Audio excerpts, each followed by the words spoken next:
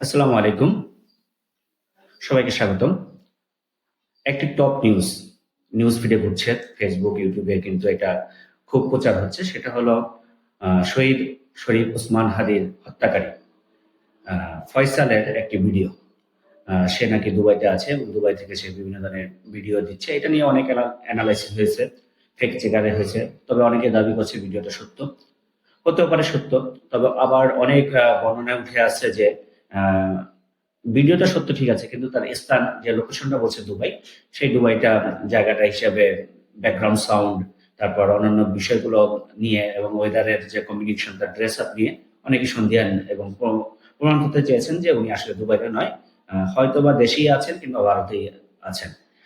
হতে পারে উনি যে হোক যে কোনো জায়গায় থাকতে পারেন, কিন্তু বের তো করা যায়। আসলে টেকনোলজি এখন যে অনেক উন্নতের উৎস, অনেক উন্নয়ন হয়েছে টেকনোলজির। এই উন্নত টেকনোলজির যুগে এইসব বের করা আসলে খুব বেশি কঠিন না, যদি প্রশাসন আন্তরিকতার সহিত কাজ করে। তবে কথা হলো, হাদির হত্যাকারী কে মোটামুটি আম, আইন প্রয়োগকারী সংস্থা আইডেন্টিফাই করার আগেই কিন্তু সোশ্যাল মিডিয়াতে এটা বের হয়ে গেছে আসলে কে হত্যাকারী ছিল। তারপর কিন্তু আইন সংস্থাকারী যারা আছেন প্রশাসনে, তারা বের করেছেন যে, এবং সেই কথার সাথে মিল রেখেই কিন্তু আমাদেরকে জানানো হয়েছে ব্যাপারটা। এখন ব্যাপারটা হলো, সাধারণ জনগণের কিন্তু বিভিন্ন ধরনের প্রশ্নের শিকার হচ্ছেন। এটা নিয়ে স্বচ্ছ কোনো ধারণা কিন্তু আমরা ইন্টেলিজেন্সি থেকে পাচ্ছি না, কিন্তু প্রশাসন থেকে পাচ্ছি না। যার কারণে কিন্তু এটা বিভিন্ন ধরনের গুজবের জাল প্রচারে একটা ভয়ানক একটা আকার ধারণ করতে যাচ্ছে। তো আমি চাইবো যে প্রশাসনের তরফ থেকে এটা সত্যতা নিশ্চিত করা এবং সে যেখানেই থাকুক না কেন তাকে খুঁজে বের করা। কারণ সে যেভাবে ভুল দিকে নিয়ে যেতে চাচ্ছে, এতে কিন্তু মামলা কিংবা অন্যান্য জিনিসগুলো ঘুরে যাচ্ছে। আমাদের দেশে এক একটা ইস্যু হয়, আরেকটা ইস্যু এসে সেই ইস্যুটা ধামাচাপা দিয়ে দেয়। তবে হাদির এই ইস্যুটা কিন্তু থামাবার নয়, কারণ হাদি হলো বাংলাদেশের মুখপাত্র ছিলেন তিনি। ইনকলাবের তিনি শুধু ইনকলাব মঞ্চের মুখপাত্র নয়, তিনি আমাদের তরুণ জনতার মুখপাত্র ছিলেন, জেএনজির মুখপাত্র ছিলেন, জুলাইয়ের মুখপাত্র ছিলেন। কারণ তার কথা আমরা সবাই জানি, জান দেবো তবু জুলাই দেবো না। তো এমন একজন সংগ্রামী ব্যক্তি, এমন একটা আইকন, যে স্বল্প সময়ের জন্য আমাদের মাঝে এসেছিলেন উসমান হাদি। তাকে যদি আমরা ভুলে যাই তাহলে কিন্তু দেশকে ভুলে যাওয়া হবে। তো উসমান হাদিকে যদি আমরা ভুলতে না চাই, তাহলে উসমান হাদি নিয়ে আমাকে সবাইকে কথা বলতে হবে।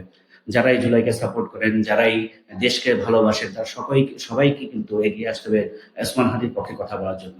এবং এই বিচার যেন হয়, কারণ উসমান হাদি সেই কথাটি বারবার মনে করে যে আমি যদি মরেও যাই তাতে কোনো আফসোস নাই, কিন্তু আমার মরার পরে কিন্তু আপনারা আমার বিচারটা দিয়ে।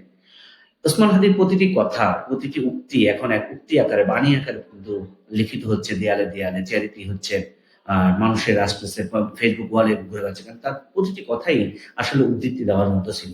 কারণ তিনি নিজের জন্য বলতেন না, দেশের জন্য বলতেন, জনগণের জন্য বলতেন, আন্দোলনের জন্য বলতেন, দেশের সার্বভৌমত্বের জন্য বলতেন, অধিপত্য বিরোধীদের জন্য বিপক্ষে যেত তার সবগুলো স্ট্যাটাস। তো আমরা চাই, যারা দেশকে ভালোবাসি, যারা নতুন একটা দেশ চাই, নতুন একটা বন্দোবস্ত চাই, নতুন একটা রাষ্ট্র চাই, তারা হাদিকে ধারণ করতে হবে। আলহামদুলিল্লাহ অনেকেই হাদিকে ধারণ করছে। এটা আমরা হাদি জীবিত থাকা অবস্থায় এই ব্যাপারটা বুঝিনি, কিন্তু হাদি যখন চলে গেল তখন কিন্তু আমরা দেখেছি হাদির প্রতি মানুষের কত ভালোবাসা।